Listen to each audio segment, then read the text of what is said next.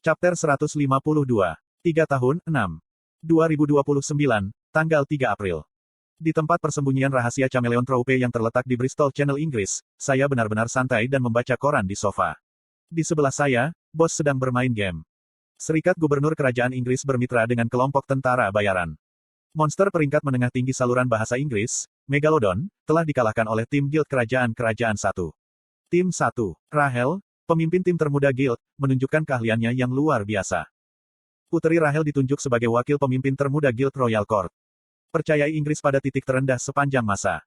Saat ini, popularitas kepemimpinan Inggris terus menurun. Surat kabar biasa dan bahkan Valet Times meramalkan masa depan suram bagi negara. Melihat tajuk utama, aku menghela nafas dan meletakkan koran. Berita yang saya harapkan tidak bisa ditemukan. Berita tentang tiket masuk akan segera muncul. Berapa lama lagi saya harus menunggu? Tahu gelombang. Merasa agak sakit, saya berdiri dan meregangkan tubuh. Kemudian, saya melihat-lihat tempat persembunyian Chameleon Troupe yang sekitar 65% selesai. Banyak yang telah berubah dalam 3 tahun terakhir. Di satu sisi, itu cukup dramatis. Sejujurnya, saya bangga dengan perubahan yang saya bawa. Langit-langit kubah di atas memiliki lampu kristal dan lampu seperti permata yang indah menggantung. Dinding merah, bergaya vintage penuh dengan karya seni yang bos bawa dari simpanan rahasianya. Bukan hanya interior yang saya banggakan. Tempat persembunyian memiliki banyak fasilitas yang nyaman. Kedai kopi Goblin di sudut lobi menyediakan kopi bermutu tinggi, dan banyak perabot magisku juga diletakkan di sekitar tempat persembunyian. Di tengah, apa itu lagi? Kristal mana yang sangat besar yang hampir sebesar paha Chok Jungyong memurnikan udara di dalam gua. Sebagai catatan, kristal berbentuk almond itu adalah sesuatu yang saya ambil dari brankas rahasia bos. Saya ingat bos membuat ulah karena tidak ingin menyimpannya. Dia dengan enggan setuju ketika saya mengancam bahwa saya tidak akan menyisir rambutnya lagi. Namun, itu masih hanya puncak gunung es. Apa yang baru saja saya jelaskan hanyalah lobi tempat persembunyian. Di luar lobi, ada sumber air panas, lapangan tembak, ruang pelatihan, perpustakaan, ruang permainan, kafetaria, Kuhaha. Pintu lobi tiba-tiba terbuka lebar, dan seorang raksasa menyerbu masuk. Bos, yang sedang bermain game di sofa, mendongak dengan dahi berkerut. Gila di luar sana, bos. Petik 2. Apakah sesuatu terjadi di luar? Oh, pemula, Anda di sini juga. Petik 2. Chok Jungyong tersenyum cerah saat dia mengangkat sesuatu. Itu adalah monster laut 2 kali ukuran tubuhnya. Monster di bawah air jadi gila. Petik 2. Gyeong, apa itu? Monster laut. Bajingan buta ini terus menubrukku, jadi aku mengaitkannya. Ini ikan laut biru. Petik 2. Ikan laut biru. Itu adalah spesies ikan yang lezat yang diklasifikasikan sebagai ikan daripada monster. Mendengar 3 kata ini, bos memukul bibirnya. Kemudian, dia melirik saya. Dia jelas mengatakan kepada saya untuk memasaknya untuknya. Ikan samudra biru, iya. Saya mulai memasak untuk bos 3 bulan lalu, kebanyakan karena mengendalikannya hanya dengan menyisir rambutnya bisa jadi sulit. Seperti bagaimana monyet dalam kisah, sandal bunga monyet, tumbuh terlalu terbiasa memakai sandal, strategi saya adalah perlahan-lahan membuat bos kecanduan hal-hal yang saya sediakan sampai dia tidak bisa hidup tanpa saya. Bukan berarti bos adalah monyet, tentu saja. Kamu tahu tentang itu. Chok Jungyong tertawa dan melemparkan ikan samudra biru itu ke bawah. Sebagai catatan, anggota lain tidak tahu saya pandai memasak. Karena saya terlalu malas untuk memasak untuk semua orang, saya hanya mengungkapkannya kepada bos. Dia menganggapnya sebagai perlakuan khusus dan menikmatinya. Kamu bisa menyimpan orang ini di lemari es dan memakannya nanti. Mendengar tawarannya yang baik hati, aku memandangi ikan laut biru. Saya tidak yakin apakah itu masih hidup atau mati setelah mati, tetapi cara menjatuhkannya dengan kekerasan itu menakutkan. Bos, keluarlah jika kamu bosan. Sangat menyenangkan. Petik 2. Saya baik-baik saja. Anda bisa menikmatinya sendiri. Petik 2. Hehe, jangan menyesal nanti. Hobi terbaru Chok Jungyong adalah memancing. Karena harus menggunakan portal terlalu merepotkan, saya membuat jalur rahasia yang menghubungkan tempat persembunyian dengan laut jelas, itu ditutupi dengan sihir ilusi dan segel kelas benteng untuk mencegah orang luar mengenalinya. Sejak Chok Jungyong menyukai itu, dia menggunakannya seminggu sekali untuk melawan monster laut. Saya ingat dia mengatakan sesuatu tentang keinginan untuk mengatasi pengekangan lautan. Ngomong-ngomong, aku akan kembali. Chok Jungyong meninggalkan lobi. Koong. Dia harus benar-benar berhenti membanting pintu hingga tertutup. Oh, benar. Chok Jungyong dengan cepat kembali. Saya hampir lupa. Oi, Bling, beri aku Amerika. Petik 2. Barista Goblin dengan cepat bereaksi terhadap perintah Chok Jungyong. Seperti yang diharapkan dari seorang barista dengan pengalaman 1 tahun, Goblin bernama Bling membuat Americano dalam sekejap mata. Sempurna. Tegukan, tegukan. Chok Jungyong mengosongkan cangkir 2 liter hanya dalam 3 detik sebelum pergi. Teman-teman. Ketika aku bertepuk tangan, keenam goblin normal berkumpul di sekitar ikan samudra biru. Kirk. Kururu. Para goblin mendiskusikan bagian mana dari ikan yang akan diambil kemudian berakhir dengan posisi yang sama di bahu mereka. Petik 2. Pemula. Bos, yang menonton dari sofa dengan diam, tiba-tiba bertanya. Untuk beberapa alasan, dia sudah ngiler. Iya nih. Kapan sarapan? Bos jujur dalam hal makanan. Faktanya, kebanyakan orang kuat seperti itu. Mereka dapat mengekang hasrat seksual atau keinginan untuk tidur, tetapi mereka tidak dapat menahan rasa lapar karena metabolisme tubuh yang tinggi. 30 menit kemudian. Petik 2. Begitu, sesep. Bos mengangguk dengan ekspresi antisipasi. Saya menyeringai dan menyalakan jam tangan pintar saya. Untuk berjaga-jaga, saya memeriksa valet bankuet untuk berita tentang tiket masuk, tetapi satu-satunya yang muncul adalah tiket ke taman hiburan. Kecewa, saya memeriksa topik yang sedang tren. Fenrir tidak terlihat selama 6 bulan. Apakah dia hanyalah tentara bayaran musiman? Ada artikel lain tentang Fenrir. Ketika saya aktif, mereka mengkritik saya karena menggunakan hadiah saya untuk uang, tetapi sekarang saya tidak, mereka memaki karena alasan yang berbeda. Saya melewatkan artikel dan memeriksa komentar. Rahel 0418. Lalu apa? Anda mengharapkan tentara bayaran untuk bekerja secara gratis. Saya yakin Fenrir sedang beristirahat karena orang-orang seperti Anda terus mengganggunya. PF. Seperti yang saya harapkan, ada komentar lain dari Rahel. Apakah dia melihat artikel online setiap saat? Klik.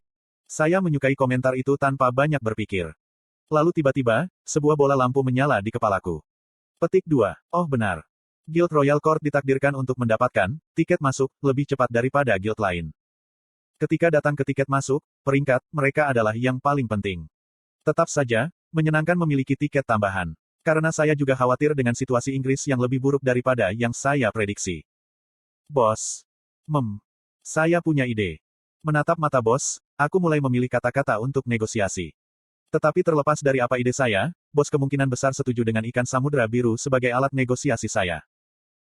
April. Serikat Pengadilan Kerajaan menyambut para pahlawan magang barunya. Pada tahun lain, Inggris harus booming dengan turis yang akan datang untuk menikmati musim semi yang indah. Petik 2. Cuacanya sangat bagus, tapi Wakil Ketua Guild Royal Court Rahel menghela nafas. Aku tidak mempelajari semua ini di Kyuup. Dia menjadi wakil pemimpin termuda karena wakil pemimpin sebelumnya dibina oleh sebuah guild di Korea. Karena posisi itu secara praktis didorong kepadanya, dia tidak tahu apa yang harus dilakukan dengan tanggung jawab berat yang sekarang dia miliki. Situasi Guild Inggris dan Royal Court sangat buruk. Rahel juga tidak menyalahkan wakil pemimpin yang melarikan diri. Petik 2. Rahel menelusuri email-email di layar komputernya dan menghela nafas. Terima kasih telah menghubungi Desolate Moon.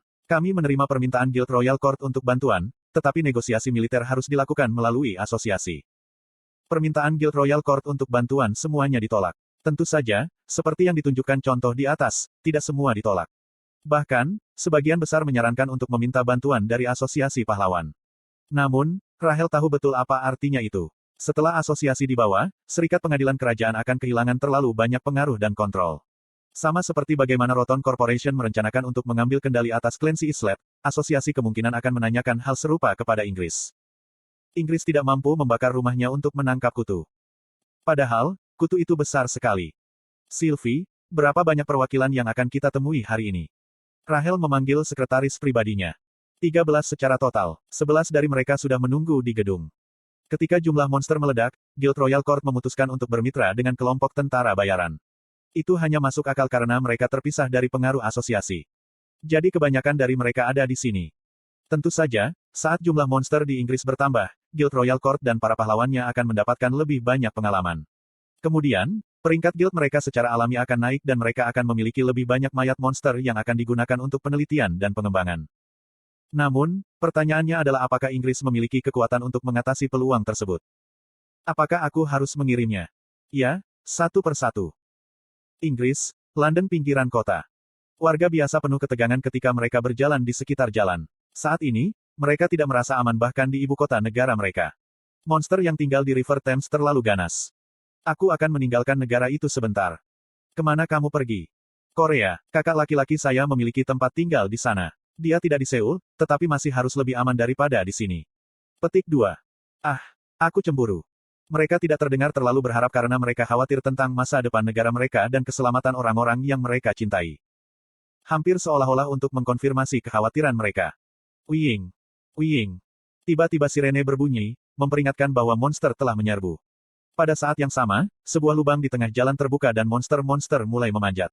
Tahi lalat laut, keserakahan kodok, lele raksasa, del. Mereka semua adalah monster berpangkat rendah gelombang menengah-menengah, tetapi tidak hanya mereka terlalu banyak untuk ditangani oleh warga sipil biasa, ada juga terlalu banyak dari mereka. Uak. Monster yang muncul keluar dari lubang gat dengan cepat mengambil alih jalanan. Mengedipkan mata haus darah mereka mengejar orang-orang yang melarikan diri. Warga sipil melakukan semua yang mereka bisa untuk menghindari ditelan. Namun, tanpa senjata, bahkan monster peringkat rendah terlalu banyak untuk ditangani oleh orang biasa. Ribit. Agrit Todd melompat di atas seorang wanita. Biarkan aku pergi. Dia meninju wajah kodok, tetapi itu sia-sia. Kodok membuka mulutnya dengan senyum nakal. Itu dulu. Ledakan. Kepala katak tiba-tiba meledak. Serangan misterius menyelamatkan wanita itu. Tiba-tiba ditutupi oleh cairan monster, wanita itu tidak dapat menilai situasi dengan tepat. Tetapi mengetahui bahwa dia telah diselamatkan, dia mulai melarikan diri. Pada saat itu, monster lain melompat ke arahnya. Kali ini, itu adalah si Mole.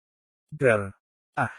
Namun, kepala si Mole meledak sebelum bahkan bisa menyentuhnya. Melihat ini, wanita itu akhirnya menyadari bahwa ada sesuatu yang salah.